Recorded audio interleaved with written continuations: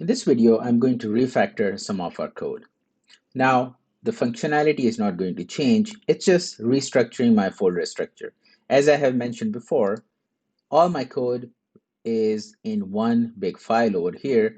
And right now, I still have a single reducer, just a couple of actions, but when the application grows, it is unreasonable to expect that I'm going to have only this amount of code. I'm obviously going to have a lot more code, so it is better to refactor it, make it in separate files so that as the code grows, we don't have trouble debugging or finding what is going on in our code. Okay, so let's go ahead. The first thing I'm going to do is I'm going to create a folder inside my source. I'm going to call it Redux. I'm going to call it Redux. Now, all my Redux related code is going to reside in this folder. The first thing that I need is the store. Remember, so I'm going to create a file over here. I'm going to call it store. This is my Redux store. I'll simply call it Redux. I'll simply call it store. And then what am I going to do? I'm going to move the code for the store inside this file. So coming back over here, I'm creating the store. So I'm going to copy this over. I'm going to bring it over here. We'll see there, it's going to give me errors because my code is still not ready. I'm moving stuff around. Maybe I'll just stop the app over here and then run it once this is done.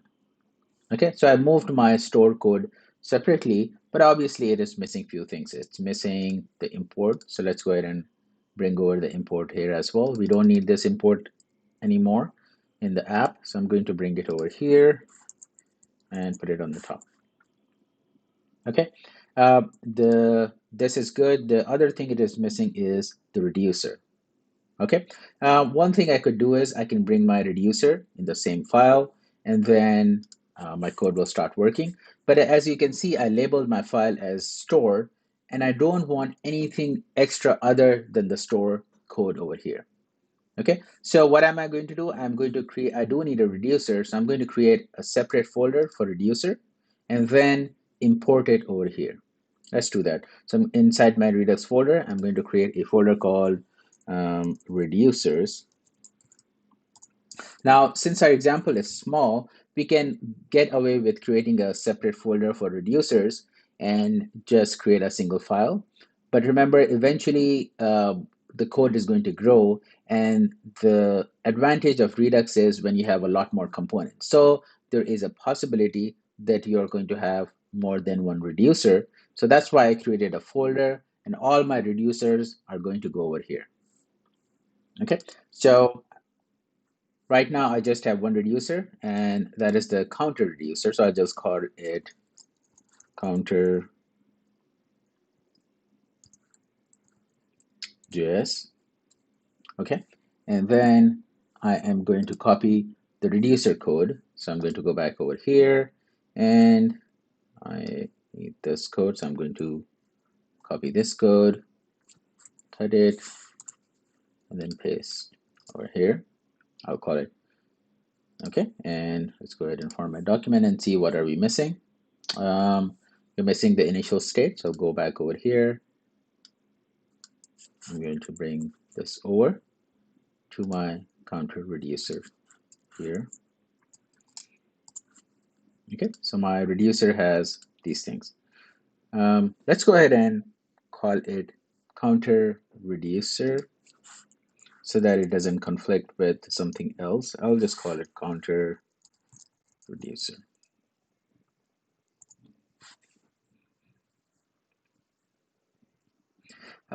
Some people, you will see it depends. Since this is inside the code for reducers, so some people don't like to put the name extra because it's kind of redundant, because the assumption usually is that if it is inside this folder, then all of these should be reducers. Okay, let's go ahead and start with this and see if there's a conflict. We can change the name, but generally you will see if you put the name reducer at the end, some people think it is redundant, and I can see why it is redundant. I agree with that. That if it is inside the reducers folder, everybody should understand that this file should contains a reducer. So I don't have to say counter reducer to kind of make my point. Anyway, let's start with the same name and see if we have a conflict, and we can rename it. For now, this is good. Now we need this reducer in our store. So what am I going to do? I'm going to export this. So there are a couple of ways you can do it. You can just say export default reducer, the function that we just created. This will work as well. Okay, so this is my reducer function. That's the reducer, and this is going to be exported out. Okay, so in my store, I need this. So I'm going to go ahead and import this. Okay, let's do that. I'm going to say import dot slash reducers slash counter. This is going to give me the counter reducer, and then I'm going to simply say counter reducer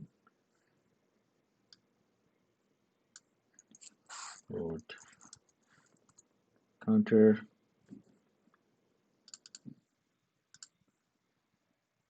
I'm calling it reducer, so it's going to be reducer, and there's my reducer.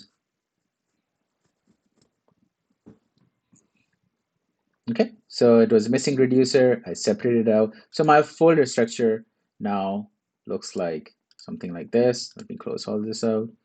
My components, my Redux folder.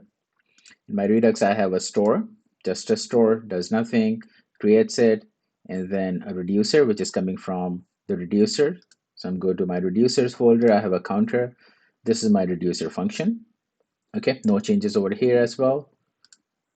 Coming back to my app, you can see the code is already thinned out, is already reduced to just this. Okay, let's see what are the imports that we don't need. This is good. I do need the store.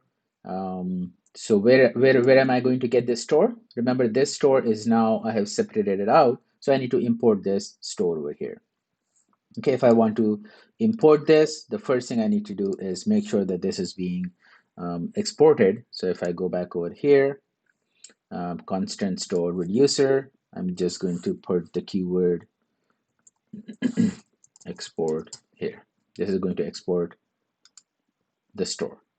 Okay, now I can go back over here to my app, and I'm going to go ahead and import this. So let's go ahead and import our import. I'll say /redux /store.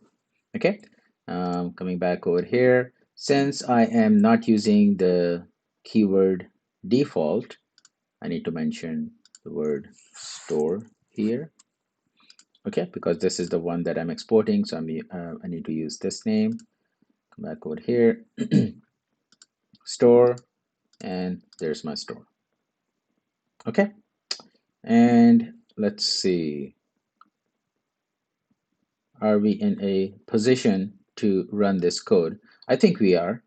I would like to refactor some of the other things, but let's go ahead and see if this code works. Looking at this code, I think we are in a position. It should work. If it doesn't, let's go ahead and try to fix it. And then we will refactor some more of the remaining code. So my screen comes up. That's promising. Let's go ahead and see. Increment looks good. Decrement works perfectly. Okay, so what I did was I just separated out some files, moved some code around, reduced my app.js to just the same basic structure. Okay, that's how it generally is, and this is the coding standard that you will see in large production applications. So now it's easy to follow along. I have my components over here, I have my Redux code over here, I have my reducers, I have my store over here, and I can see everything is in the kind of like a separate space.